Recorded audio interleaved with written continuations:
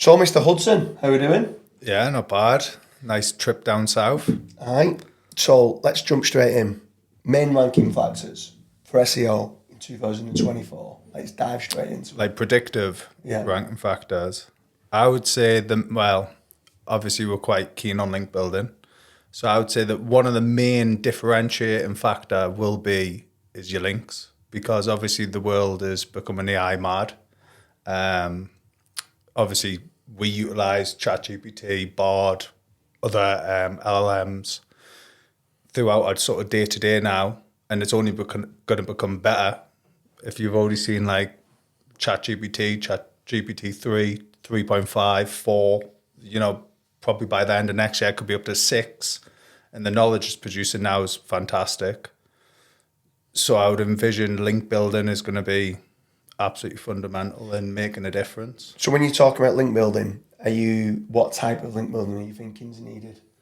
Is there any specific, do you think guest posts are going to be better than niche edits, PBNs that are going to come back? I'm like quite an advocate for like a blended approach. Like you should, when it comes to like link building, a lot of people go wrong, and a lot of SEOs go wrong because they only build one type of link, when it should be like a natural blend. Like brands build a lot of links. They get a lot of links naturally from various different types of site. They never have to worry about really anchor text selection because they don't worry about that. It's all about the natural side. Whereas the SEOs often come in and they're the ones who are worrying about, you need to get this specific anchor, this specific percentage, all of these sort of areas, but actually it just makes a glaring footprint. Whereas bigger brands don't really worry about that. You don't see brand managers sort of saying, you can't build that link, Forbes, it needs to have this anchor text. They don't really care about that. They just want the link. Yeah. They're going for that sort of natural approach. So away from links, right? So people are very good with regards to getting a nice blended mix of links of guest posts, niche edits, getting the citations if they're in local, maybe a few PBNs if needs be. Forum links, mentions, Reddit, Quora. Away from the links, where do you sit with regards to content, and where do you think people go wrong with regards to content? That's both on page and topical authority. Well, we've been doing a lot on this, especially with Corey. Big shout out to Corey, the big Turkish bugger. He's obviously a legend, and we spent a lot of time in Chiang Mai, the Chiang Mai conference recently, and we've been going back and forth on topical maps.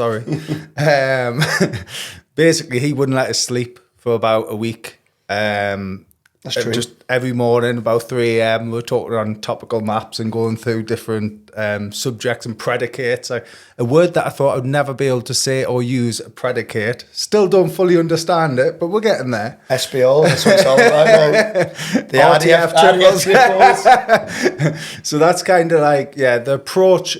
The hard part with it is everything from an SEO standpoint that we've done to date, we're all about trying to make money, and obviously the user experience is a good one, and a good focus, because obviously that also increases your money. If the user has a good experience, 9 times out of 10 they're more willing to purchase from your website. But then there's this like language model of how a search engine understands the language you're giving it. And this is kind of where Corey's approach comes in, and understanding that side. So we've been delving quite deeply. I would say he's a lot more obsessive than I am. Recently found out that I've probably got a bit ADHD, and then apparently so do most entrepreneurs and sort of SEOs. This guy is very obsessive when it comes to it. I'm sure you'll elaborate in a second. Just going heavily into, what the search engine expects from your content, and looking at like RDF triples and SPOs and SVOs, but obviously Google doesn't really use them as much. Yeah. I think it's getting more and more important, to being honest with you. The whole world now of being able to go into ChatGPT and press, write me an article on X, Y, and Z. It's become so easy. And to be fair, with GPT-4 now coming out, it's writing good content. It is actually writing good quality content. So what's the differentiator factors? Obviously, you've got your links, you've got your behavioural signals, but then with the right prompts that are going in with regards to the signals, the RDF triples are so important. So anyone that doesn't know what an SPO is, it's subject, predicate, object, making certain that the right sentence structure's in the right manner. So when we're talking about not just getting entities on a page, it's in the right sentence structure.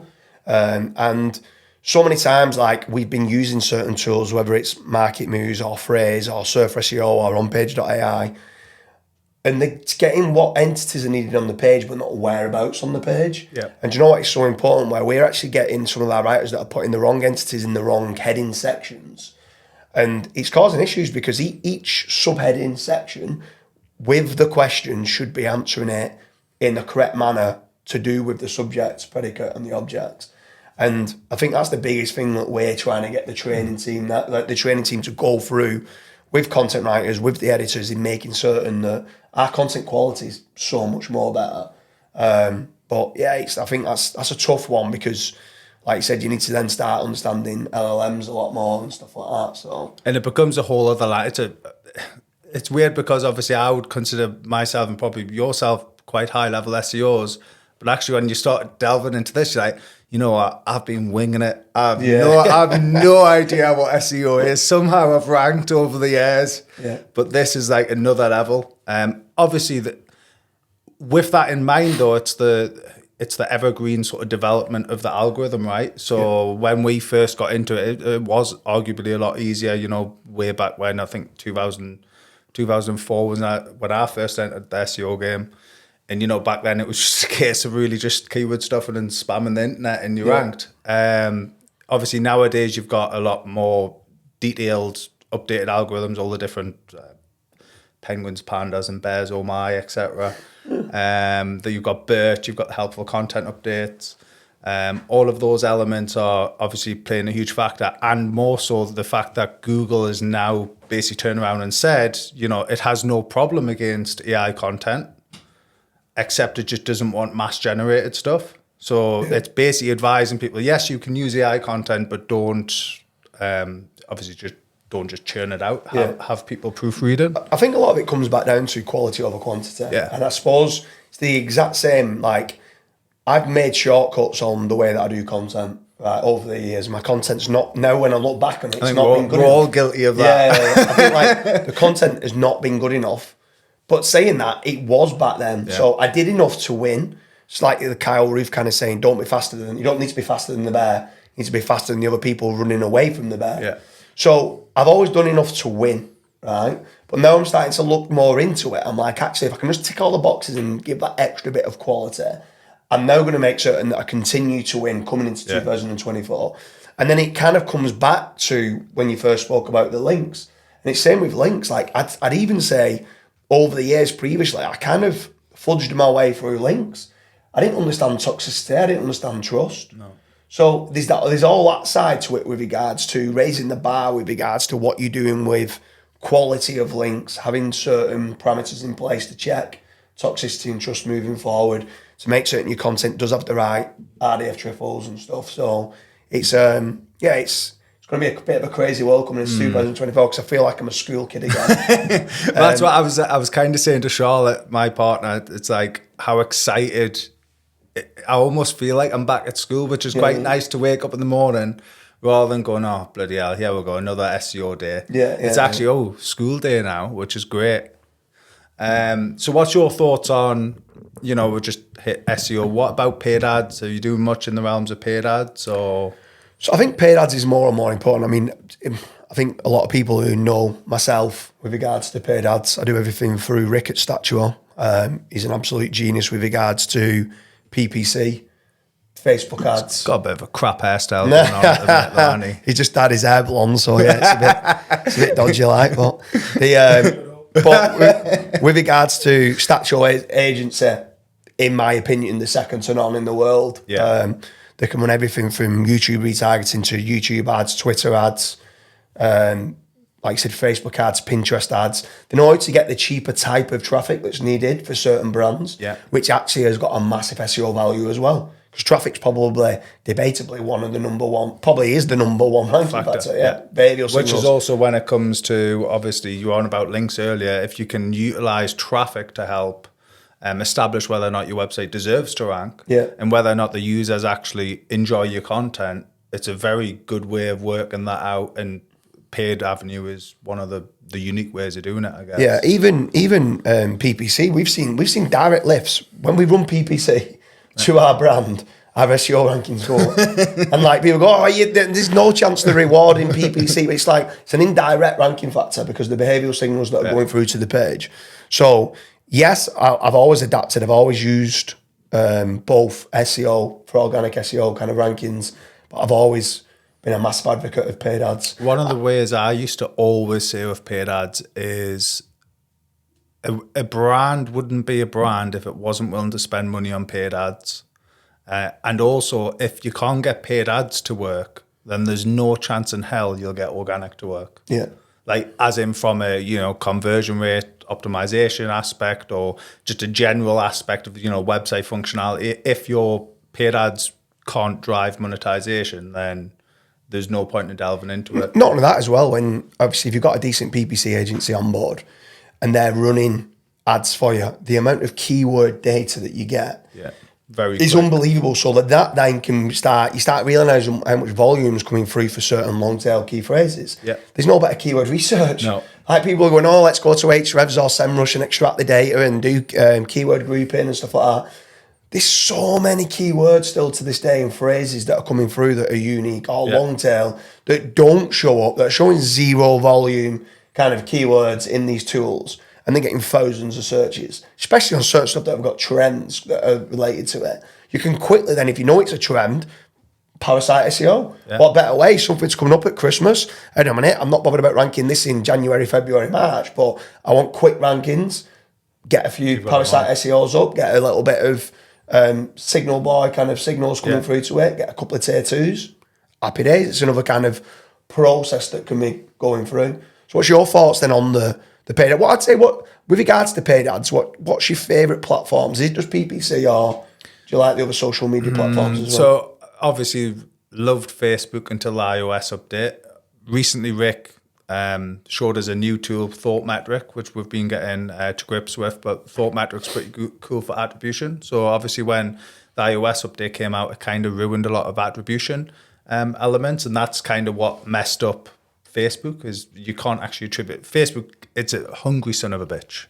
It likes to say everything converts through it, when actually you plug like Thought Metric in and it's actually telling you, no, this is what actually converted through Facebook and this is what went through, organic or other paid avenues. So slowly starting to fall back in love a little bit, I guess, with Facebook, having quite positive ROAS, Geordie accent there. Facebook, Twitter, we're starting to delve into a little bit more. Obviously with Facebook, you've got Instagram ads. And then, primarily my love really is the Google AdWords platform. Absolutely love Google Ads, and especially with like machine learning now, it's very easy to set up campaigns and get them running very quickly. Yeah. Obviously, you still have to be pretty wary and being able to feed the machine and control the negative keyword lists a lot of the time. But yeah, it's really, really good when it comes to pushing traffic, and pretty cost effective as well. So on to the next part with regards to the costs of SEO. So first of all, I'll start off on that with regards to the rank and rent model. So rank and rent model, generally speaking, costs are about around £30,000 to £50,000 in total to rank a website, depending on obviously the difficulty of the niche. But building of the site might only cost you £50, £100 to physically buy the domain and get the technical SEO of the site built. But then obviously you've got the content and then you've got the backlinks, which is where the kind of cost comes in. I'd probably say it's around 5-10 grand on content and maybe 20 grand on the backlinks. But with regards to if someone comes along and they're wanting to rank an affiliate site, let's say an Amazon affiliate site, I know it's a very broad question to ask this, but let's say in the gardening sector, some people are coming along and they're saying, how can I do it on a shoestring budget of being like £5,000? What would you say to them people? Like, they've obviously not got enough money to be able to do it. Are you sending them away to say, look, there's just no point in going down that road? It's too difficult. I know it's easy to rank for keywords, but now knowing how harder it's becoming with regards to topical authority, do you think they just need to go out and tell them they need a bigger budget? Or do you think that you kind of say, they can do it, go after easier to rank for keywords and stuff like that? What's your thoughts on that? So I would say the hardest part with SEO, and I've actually got a younger brother who was wanting to get into SEO, and I said to him at the start, it's very much changed from when I got into it. You could kind of knock up a website and just go and start building, and you use different tools and things to build links, etc. But the problem you got now is there is a big cost involved, and especially if you're like completely green to it, you're going to make mistakes, and then mistakes are probably going to cost you quite a bit of money. So my advice to him was kind of go find an agency and learn through the agency model. Obviously find a decent agency. There's a lot of agencies out there, I'm sure we'll touch on later on, that only provide ranking reports and actually do no SEO. So find a decent agency and go that route. Or if you think you've got enough knowledge to go into it, I would probably say set aside some budget, like we were just chatting on paid ads. Set aside some budget to try and target like a lower cost per click paid ad campaign, and then see what other keywords are brought into the mix there, and then see if you can expand your content to cover that topic. The hard part you've got now is when we're talking about topical coverage is, your website might need to cover a hell of a lot of topics, which means, especially in the gardening niche, that's a lot of content. Obviously you can niche down, and that's usually the route I would go. Is I would say, well, let's look, rather than saying garden as a whole, let's look at lawnmowers or hedge trimmers, and let's be the best hedge trimming site we can possibly be. And then if I want to expand out, maybe buy another domain down the line and do it that way. See, because for me, my advice would be, you can't enter, like, it's almost like a plumber wanting to enter in being a plumber, and they've just been time served, but they don't have a van and they don't have the tools. You're going, well, wait a minute, you need a toolkit, and the toolkit in SEO is like things like, if you're going to go down the route of looking at toxicity, you need link research tools, you need Ahrefs, you need a content optimization tool, whether that's Surfer, Page Optimizer Pro, OnePage.ai, Market Moves, something along those lines. These aren't cheap tools, especially with Ahrefs' credit system. You almost need to remortgage on that. You need to remortgage just for that alone. But the costs involved in doing it, you need to have the right tools to start with. And then not only that is, when you're starting out on a site, I'm a massive advocate of age domains. Like, go and find a domain on ODYS, right? So it's an age domain. And the reason why I say ODYS over a lot of the others is because they've got spam checks in place. They've got like a team of people that are specifically checking that they've not been previously used for PBNs, that they've not been spammed, that they're healthy, they've got a good referring domain count. It just gives you that head start. So I'm completely opposite. When people are trying to go, how do you start an SEO blog in under £5,000? I'd say, don't. No. I'd say it's going to cost you 20 grand to buy the domain. Like, if you're going to go in a harder niche, when I'm saying it's 30 to 50 grand, that's in like a local kind of industry. Realistically, you're probably looking 150, 200 grand. But which is fine, because if it's going to be making 10, 20, 30 grand a month, you're getting 100% back. Even if it's going to get 20 grand a month and it costs you 240 grand, you've got all your money back within a year. Right? Which is a bloody good investment. Right? But people are always like, how do I cut corners? How do I cut? No, everyone's been hit. You're being hit because you're buying cheap links and you're doing cheap content. Like, exactly like we said right at the very start of the meeting, like with regards to what we're doing in the podcast, quality beats quantity. Do you know what I mean? But that's actually a bit of a lie, because you need quantity of quality. So it's one of them that I just think on the costs, people need to have the budgets in place to make certain that they can buy an age domain, they've got enough to build out topical authority, and they've got a link building budget. And like you're saying with regards to PPC, they've got some sort of money to be able to try to start running some sort of paid media and stuff like that. But anyway, let's move on from the cost element, right?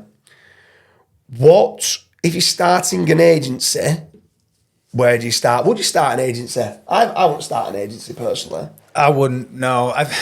The problem is with SEOs is we're all quite, introverted.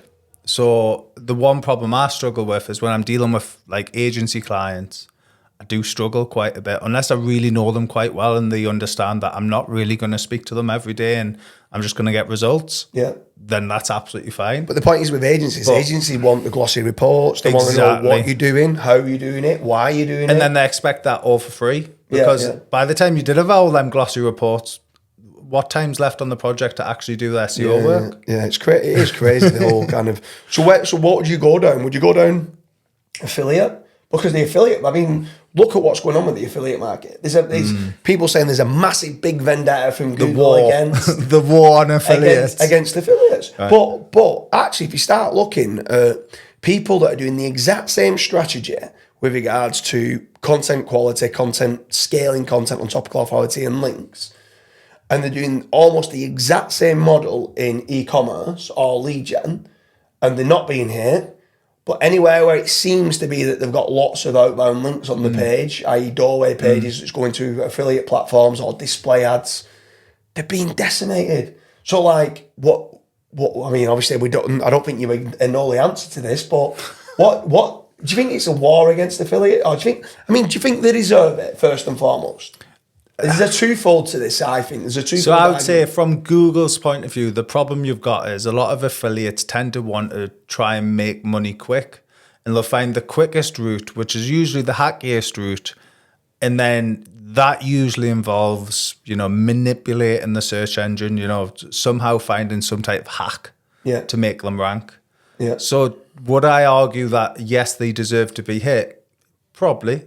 At the end of the day, they're trying to make a quick bang for your buck type approach. I'd say if I'm going to support you on this one and say, all right, they deserve to be it, I'd say they more deserve to be it because Google's quite savvy to know that 10 best lawnmowers, and they've not got one video, they've not got one unique picture of the lawnmower. They're using like a stock image of the lawnmower.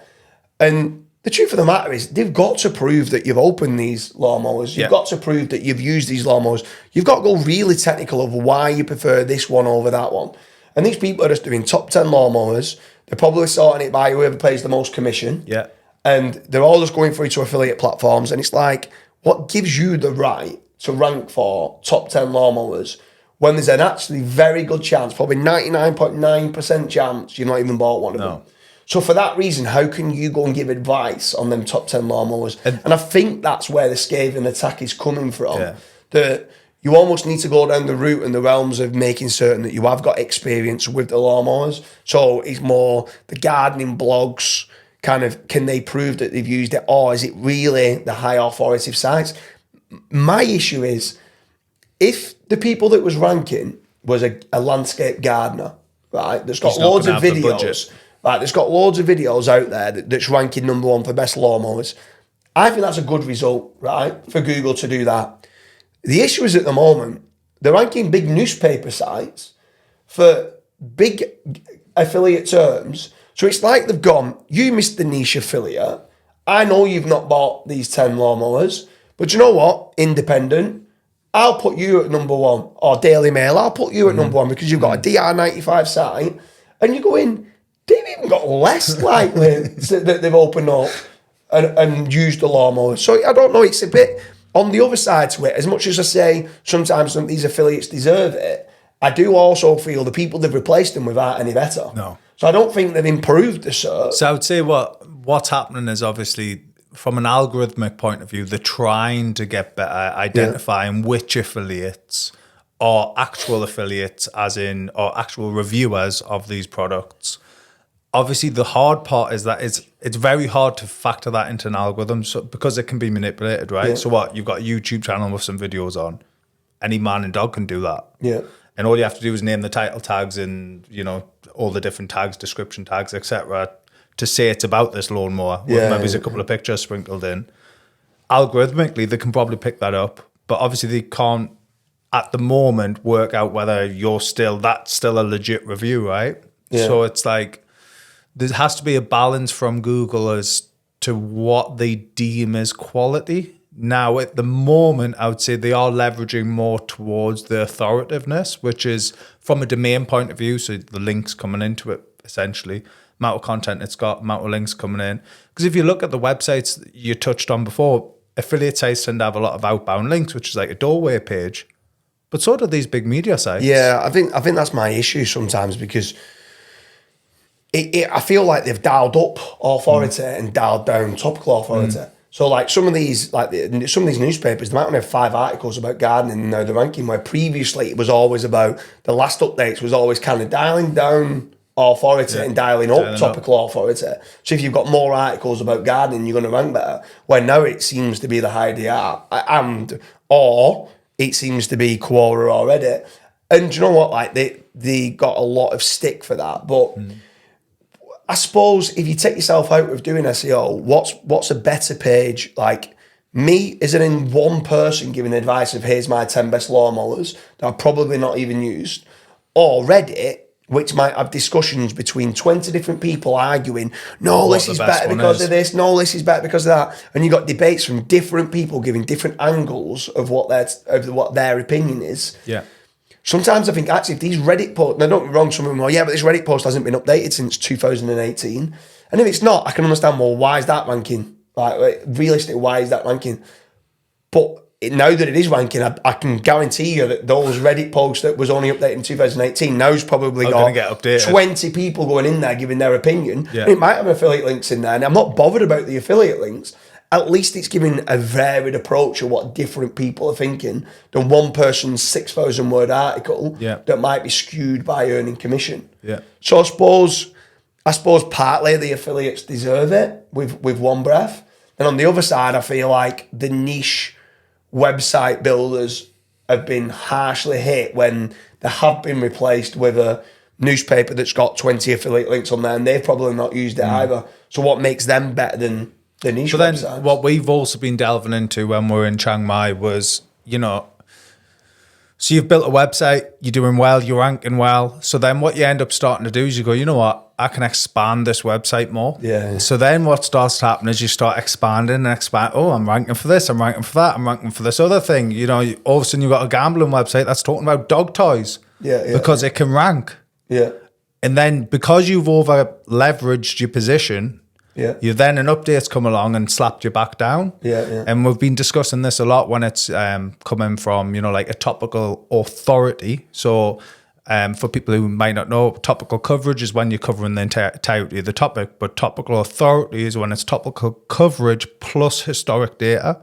So you could have one of Corey's example, I think he said porn in his talk, but let's just say you could have a site which is about the Bible. I know, religion. No, it was 999 pages on porn. On porn and one on the Bible. Yeah. And then it gets 1 million traffic to this Bible page. And you can almost guarantee the site will be deemed to be about Bible and not porn. Yeah, even though you've got 999 pages on porn and only one on the Bible, Google will see you've got more topical authority on the Bible, more topical coverage on porn. And what you want to chase is topical authority. So can you get supporting documents and pages getting traffic? I suppose this kind of comes into, Kyle talks quite a lot about the SEO avalanche approach and traffic tiers. Can you pick up pages that are going to try to start getting some sort of traffic, easy to rank for keywords that get some sort of searches, get them to get traffic and work your way through your traffic tiers. And which would lean back into the, if you were very green at the start of SEO and wanting to go down that route, then yes, you probably can. You just have to be ready to commit the time. And I think that's half the battle. People get into SEO because they see, big names on the stage and all the money that's being made and things, but they don't see actually them same people are probably spending 18 hours a day on SEO, living, breathing it, reading, updating websites, testing, the amount of tests we do on a weekly, daily, monthly basis. There's testing groups where other people are doing it and sharing data and knowledge. Like, they don't see all that. They don't see the hard labor. They see the money and they think, oh, this is an easy win. Because these guys are out on the drink at a conference. They clearly, they must have a relaxed life. They don't see the hard work in the background. So yeah, I would say that's an element there that people overlook. Yeah. Right. Okay. Let's go through something here. Let's go have a bit of a bounce off each other. You say one, I say one. What do SEOs, generally speaking, do wrong? Start. Just one thing. What do SEOs do wrong? I'll start. They buy toxic links. Go. Then I go. Yeah, go. Use ChatGPT to mass produce content. They don't get enough entities on the page. He's hitting all the ones. They don't do enough internal linking. Good one. They Don't do enough branded anchor text links. They don't actually look at the standard sort of mobile speed optimization on the site, because you can see some big improvements just on fixing LCP. Yeah. Don't do enough naked URL links. Don't do enough generic links. Good one. Don't have enough branded searches. Don't actually test the niche first. So they don't use paid ads to test the niche. Yeah, good one. Don't properly cover the topic in its entirety. They think they do by writing 4 or 5 pages on a topic, but really they probably need 25 pages on the topic. Get confused about topical authority and topical coverage. That's a great one. So repeat the difference. What's the difference between topical coverage? Topical coverage is when you're covering the entirety of the topic. So if it's about gambling, you've made all the content about gambling. But then topical authority is when it's the topical coverage plus the historical data of the ranking. So the traffic, essentially. Yeah. Don't use a decent enough web design company that understands, and I'll repeat, that understands CRO. Yeah. So many sites get traffic and don't convert. I would recommend Statuo, Rick Hope. Get that done.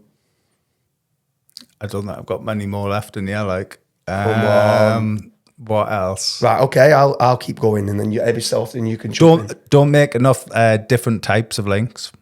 Yeah, that's a good one. So you could have brought that down saying don't do enough guest posts or don't do enough niche Sorry, I went too broad.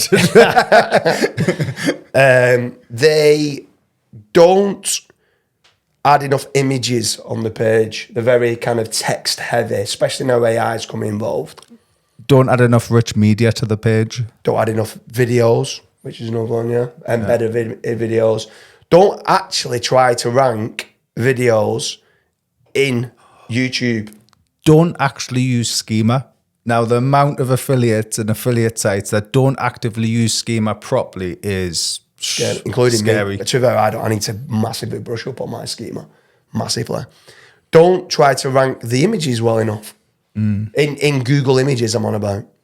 Also, like press release. The one thing where they don't use press release services, when most businesses and big websites use a press release service. Yeah, well, not only that, is if you're using the press release, you're getting, what did we just talk about then? So you're using naked URLs, you're doing branded anchors, you're embedding your YouTube video, you're embedding an image, you're probably getting your NAP listing. I was going to say, you're proving an organisation. Exactly, yeah. So don't try to rank the GMBs, another one. Like, don't properly fill out the GMB, especially if they're in local, or Google Business Profile, basically. And they don't do enough photos on there. They don't put enough posts on the GMB. Don't get enough reviews. Tell you what, another pet hate of mine is as well. You've just landed on a website, looks like an all right website, and then they've got a Gmail address. Why don't they use their email address with the domain? Like, that's a pet hate of mine. All right, so let's go down that route then. Don't have several different emails, even if they're only a small company, like sales@statuo.co.uk. Don't have careers at, don't have an info at, don't have a complaints at. Like, have several different emails, so it's several different ways of being able to contact them. Don't get me wrong, you can just forward all these onto one G Suite within Cloudflare. You don't need the different like mailboxes being opened, but it shows more. Don't have a telephone number on the site. Like, get a telephone number, even if it's just forwarding on to whoever's the salesperson's mobile number and just getting a local number put on there. It's another trust signal. About us pages. Many lack about us pages for actual author information. Like, people think AEAT is a picture of an author and a name. Yeah. And then that's it. A meet the team page as well as an about us page. About us, about the company. About the company, yeah. Meet the team, about the people. Author pages, individual author pages for each person that you're trying to rank for it. Don't set up Bing and Bing Webmaster Tools. I only did that this year. I was amazed by the traffic I was getting from Bing. Yeah. Do you know what? Like, I give a tip here where you get so many more keyword suggestions from Bing also suggest, and the people also ask from inside Bing, which is completely different to Google's. That's another platform for keyword research. Well, also feeds into Yahoo as well. It's so crazy. And then another thing with Bing is it's very easy to just copy, like literally if you've got Google Search Console already connected, it can connect via Google Search Console and paid ads. It copies the campaign across. Yeah. Don't do enough Wikipedia backlinks. Yeah, that's a good one. It's only because they're really expensive, except WikiWoki. Yeah. Don't get enough behavioral signals. So social media campaigns. So if you're not doing it on your own social media, Signal Bar. Go out to Signal Bar. I think it's $29. Gives you behavioral signals. It actually gives you tweets, Reddit, Pinterest, Facebook, and traffic. And that's the most important part, because there's certain tricks the way that they're doing it with regards to the way things are being shared with certain hashtags that they're using and asking people to go and check whether a link on the page works. People are clicking through to it, clicking onto the page, engaging with the page. And it's those behavioural signals and engagement signals which are making a massive difference. Yeah. Well, there must be more. Some other ones. You can use, obviously, when it comes to redirect links, a lot of people aren't using their own internal sort of tool to, like a redirect manager, to track the link. So you can actually track your outbound clicks as opposed to like relying solely on the affiliate site. So like Amazon affiliate links and things, they'll rely on that as opposed to doing their own 301 from their own site, where they can actually track to see if people are clicking off before they've even landed on the affiliate. Yeah. I'll give several. Don't have a privacy policy, don't have a complaints policy, don't have a contact page. All the heat signals is what needed that should be on there. Don't have links to the social media kind of profiles. Modern slavery statements. Yeah. The don't do a social fortress. So getting every single one of their, if let's say I've got jamesdooley.com, trying to get a James Dooley Twitter, a James Dooley Pinterest, getting everything around my brand, and then physically trying to rank those Web 2.0s just for your brand term. That's all. So you own your brand SERP. Reputation management's another big one. Go and try and win awards in your industry. Go and shout about, or if you have won awards, go and shout about it. Go and get guest posts showing the images, the videos of awards that you've won. Don't do enough content pruning. That's a massive one. That was going to be my next one. So content pruning. So what pages, and you don't just delete pages that don't get traffic, but what pages are on your site that a lot of them just need a rewrite. They're missing the intent, like something that I'm annoyed with myself about, which I never trained my team up. I just presumed. And in business, number one failure of what I've started to realise is you should never presume anything in business, right? Anything. An SOP needs to be bulletproof of point by point by point. And I just presume my writers would know the source context of what my audience for my websites want. And I'm like, I can't believe I didn't educate them that, like, let's say a review, prime example, go and do me a review of Bet365. Never once said, I want you to talk about this in a positive sentiment of how great that they are. But then I might go and get them to do one for William Hill, and I might say, William Hill's 15th on my list. So I want you saying that it's not as good as Bet365. I don't give them that information. They're just every single reviews. Oh my God, these are amazing. Oh my God, or like these are amazing. Demographic of the customer that you're aiming for. Yeah. So they can't tailor the reviews. Exactly that. Yeah. So if there's you need to know, like you said, your demographic. Is it a female old audience, or is it a younger male audience, or is it both? Like, and at least then, if you know what your demographic of audience is, the writers are going to do 10 times better with the way that So they write. on this note, then, let's see if there's some differences here. How would you decide to prune a page? So that's a great question. So the first thing I'd do, I would grab hold of my Google Search Console data and then export it into Screaming Frog, and I'd then go and get all the information. The reason why I put it into Screaming Frog is because Google Search Console only gives you impressions, clicks, average ranking position. What's the other one? Click-through rate. Click-through rate, right? The percentage of click-through rate, right? So I want that being on there, but I also want side by side the word count, which how many internal links are going through to those pages. What crawl depth that they're on that page. So I'm getting all this information together, and then I am sorting by sorting by impressions, right? So the ones that are getting 0 impressions, so the page is getting, so it's probably not even indexed, they're just getting 0 impressions, right? At that point, I know that this is a very weak page on my site. So I need, in my head, the way that my team are trained up, you need to give me enough reason why I need to keep this page. Because this page needs to go. Because Google don't like it, right? Now, if it's a privacy policy or a cookie policy page, which needs to be in my footer or whatever, just no index it. Don't need to get it in the index blow. I don't want index blow for my site. I want like as concise as a website as I can get in the index, but I want it as big as I can with regards to topical authority. So I'd sort by impressions, and then I'd be going through, why is this page important for my site? And if it is important, it needs a complete rewrite because there's something fundamentally wrong with that page, right? Unless I feel that the page is really good and it might need more internal links or external links going through to it. Right, because it might just have no internal links and be an orphan page, and there could be issues with that. But this is why the content audit isn't just a content audit for does it go, does it not go. It starts going, wow, our internal linking is shocking. Like these pages have got 2 internal links. Like let's go and get 5 or 6 internal links through to these pages. So then would you, so playing devil's advocate here, let's say it had average page rank of 60, but 0 impressions. Yeah. Would you keep it? So if it's a very important entity to the topic, I might still delete it, even though I think it's a very important entity, and I'm kind of going, what page can I merge this to? So can I create a bigger article and merge 4 or 5 pages together? I'm still covering that topic, but it's on a bigger page. Hit more historical data, more traffic is going to go through to the single page. And then at a later date, once you start ranking for it and you're seeing loads of impressions, you might then decide to break it back off. But in this first instance, I don't want to waste the index blow. I don't want to waste my internal page rank distribution. So at that point, I'm deleting and I'm merging it and putting it as part of a bigger page. I don't think there's any right and wrong specific answer. I think the issue is no one even looks at this information. No. So what would you do with content pruning? What would you do different to what I've said? Is there anything different that any other parameter you'd put in?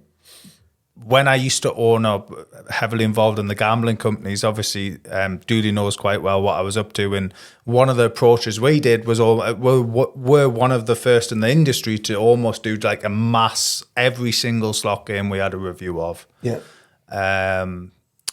And we didn't really have much regard for index bloat or impressions, click-through data and all that.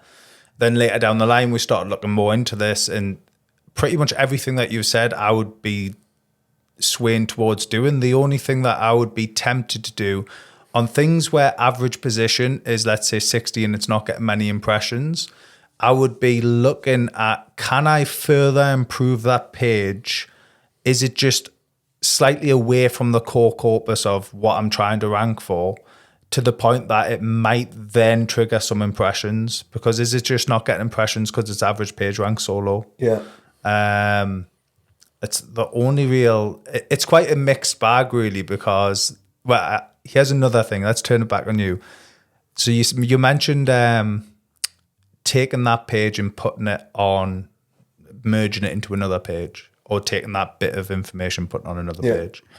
So are you saying that you're not really an advocate for all of these tools that are giving you average page, average word counts on the page? Definitely not. I used to be. I'll be honest with you, I used to be. But now more and more when I'm seeing things where they're saying, oh, you need to go with the average word count of 3,000 words. And I'm like, well, I need to merge 4 pages together.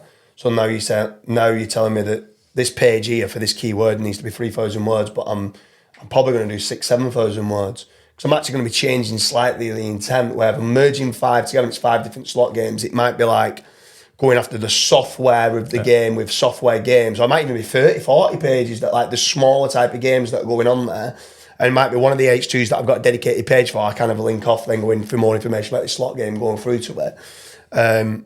So yeah, when in that scenario, no, I'm not. To be honest with you, more and more I'm moving away from the content optimizer, the correlation tools. If anything, I think in a lot of the correlation tools are a massive problem for Google, and Google could be potentially going after these type of sites. Especially when you're averaging out with everyone else, what makes you different? Exactly. They differentiate differentiator keywords and information gain is so important. Yeah. So important, especially now with AI as well. Like if everyone's getting AI to write it, what's something new that they're bringing to the table? Exactly. Have to bring something new to the table. But this is where I kind of go down the road of, do they have enough images? Do they have a unique video or unique images? That's all uniqueness to the page, which adds to the multimedia, but also adds to the uniqueness of that page over somebody else. So anyway, we've spoke about content pruning being important, right? Let's carry it on. There's other stuff. There's other stuff we can... Disavows. The disavows work. Would you do a disavow? 100%. So at what point do you do disavow? Do you do a proactive disavow? Do you do one every 2 months, every 3 months, every 6 months? So I would be... If you're wanting to get serious about starting a brand and building a brand, you should, from day one, be looking at your link profile and monitoring and making sure that you're keeping on top of links that are coming in, because you can get a lot of, there was a lot of that dot spam where it was like image aggregated links that were going around, and some of them were toxic. Well, 80% of them were toxic, and they could mess up link profiles to the point that you're getting a website penalty and things. Or then you've got the likes of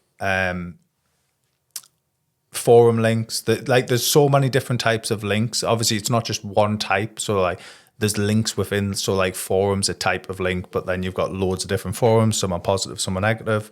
So I would definitely start by just starting a disavow using the proper tools like LRT. If you're not trained up on it, because a lot of people get what a toxic link is wrong. They use tools like SEMrush, and now that's not the greatest tool for identifying what a toxic link is. Let's go into a few bits on this, because like we've spoke about what good quality content is with the RDF triples, the SBOs, getting the right semantics and the right entities on the page, doing topical authority. And we've spoke a little bit about links, but with regards to the toxicity part, I feel like people don't talk about enough, right? So in my opinion, with regards to toxicity and backlinks, would I do a proactive disavow? I don't really do proactive disavows, if I'm being honest, right? Because but then I'm stupid enough to wait until like you end up getting a penalty, and then you're in a penalty and it's too late. So I should do, but sometimes I don't, right? But what should I do? I feel like I should do a proactive disavow. If there's lots of links coming into the site, at that point, I want to do a proactive disavow. The reason why I don't want to do a proactive disavow is I want to keep below my toxicity threshold. It then gives me more room to build more links. It then gives me room to do more. Some press releases, it syndicates out to 350 sites. About 150 and 350 sites are toxic. Yeah. Not massively toxic, but they're giving some sort of toxicity through. Does that mean I can't do press releases anymore if I don't do a proactive disavow? Pretty much. Because it could put you above the toxicity threshold. So getting that toxicity threshold below it and doing a disavow, if you've got a link vendor that is able to do this for you, and then they can link simulate and then only give you links that they know against your backlink profile is trusted, is powerful, and it's not going to go above your toxicity threshold, within weeks you're getting jumps on good quality links. People going, oh, it takes 6 months. No, you're just doing links that are high DR, that are manipulated traffic, manipulated DR, and they're toxic, and you're going, it takes 6 months to rank. No, as a link man, you're just waiting for an algorithm update, and if it jumps up, you're going, yay, it's because of me. And it's like, and it's not. And links do move the needle relatively quickly if people do it the right way. And then on top of that, some people then come to me, a massive like pain point of mine that does me head in when someone comes to me and they say, I think I need a disavow, and you have a look at it, you go, yeah, your toxicity is shocking. Well, I've already had one. And you're like, what have you done it with? Hrefs. Yeah. Well, you can't, because there's no toxicity threshold and no trust in it. Like, at least if they're not using link research tool, at least please tell me you're using Majestic, right? If you're saying you're using SEMrush or Hrefs and you've done a disavow, it's like criminal. Like, it's like saying links don't work because you're just buying GSA. Yeah. Like, do you know what I mean? It's like, it's actually embarrassing at times, the amount of people that come to me and go, I've already done a disavow, I don't need to do one. I'm like, well, that's just like, it's like I've just got ChatGPT to write me a 3,000 word article and it's not right, I'm not ranking. where you've no information game, no images, no videos, no differentiated keywords, no information game. You're just not doing it right. So what would you say the core element of what is a toxic link, and how do you gauge what a toxic link is? So you've got toxic score, detox risk score with LRT, right? So that is a great way of checking to see how toxic a link is. Don't get me wrong, I'm all for getting some toxic links, and that sounds like bizarre. If it's got power, and if it's got trust, and if it's got toxicity, I'm taking it, right? Apart from if it's very toxic and I'm close to the threshold of where I need to be at that point, I'm not taking it, because that could have a reverse effect. So what's interesting is when I've chatted about this in the past is people in SEO's responses, well, the sites like BBC don't do disavows. They don't care. And then Wait. How do they know that they don't? Well, that's what they say, right? Yeah, so big sites like this. So I'm like, right, okay, but there's a reason for that. And then, well, what do you mean? I'm like, a site like BBC gets so many links that their link or toxicity threshold will probably be not that high. Because they get it's the percentage. Exactly. Yeah. Whereas in SEO, you're going out, you're building only guest posts, you're usually saying DR 30 plus or whatever, DR 60s, whatever. You're then going, the guest posts and niche edits, typically on WordPress sites. Yeah. So you're getting only one type of link that's coming through. And then you're usually going, well, I only want an exact match anchor. So then you get an exact match links, all from neighborhoods where every other SEO is buying them. And then you wonder why you get hit by a penalty. I'll be surprised, right? So I'll throw something back at you. If anyone's got over a DR70 site that's ranking well and on an upward trajectory, right? I'll throw this out there. People try to tag in as many SEOs as you can that have got above a DR70 site that's on a positive trajectory. Go into your Google Search Console and send me a screenshot to say that you've not got a disavow uploaded, because the majority of people do. Majority of people go, well, they won't have a disavow. You just mentioned BBC. I'm not saying whether we've done it or not, but we've got so much data with so many big sites that we've done disavows for that are in a positive upward trajectory, and you're like, why do they want a disavow? They're doing well. And then you start looking at it, and they've got 16 million backlinks pointing through to the site, and actually they're just good SEOs, and they know that they want to bring down the image aggregator links that are toxic and bring that down the toxicity threshold. But even though they have got a lot of backlinks, why have stuff? And bear in mind as well, these disavows that people do, when done correctly, they remove all the toxic links that have got no power and no trust. Yeah.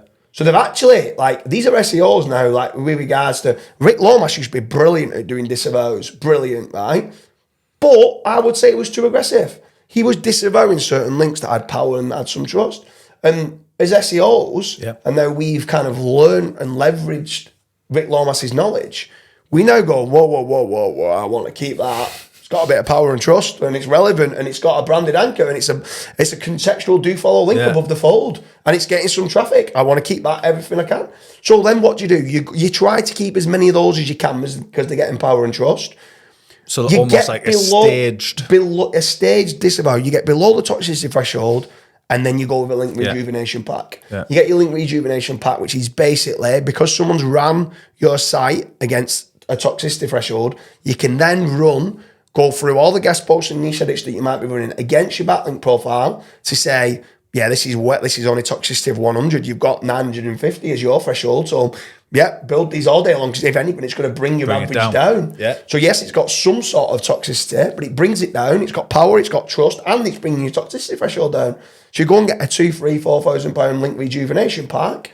Bam, you don't then need to be removing some of the powerful links. People think these link rejuvenation packs, why are they important? I'm like, well, for one, they're powerful, they're trusted and low toxic, but for another reason, it allows you to keep other links that are pointing through to your site at present that you'd need to be removing. It can actually save you money because you're in a partial penalty, that minus 20% classifier across your site.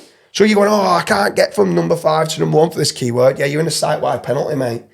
You're above a toxicity threshold. Sort that bit out first. Or it could be that you're in a partial panda kind of penalty. It's not panda anymore, but site-wide classifier for being in a minus 20% for rankings because you've got the cost of information retrieval is costing you too much. I think that's the biggest part of when we're going back and forth. A lot of the things that you're looking at is the cost of information retrieval. What can you do to provide good quality content for Google and it's costing them the the least least amount of amount for money. them to crawl your site. Yeah. And I think that's the most important part, in my opinion, for 2024. Quantity of quality is key. Instead of quality over quantity, it's quantity of quality is key that's going to be winning in 2024. Yeah. Sounds good.